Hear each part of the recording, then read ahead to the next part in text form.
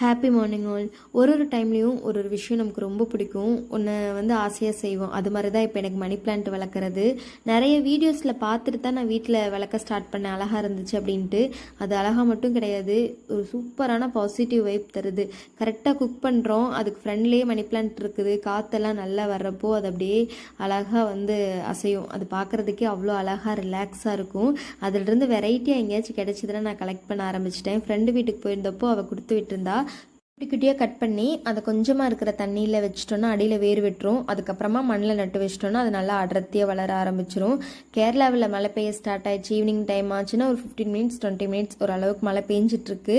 Tea கூட ரொம்ப சிம்பிளான ஒரு ஸ்நாக் ரெசிபி தான்.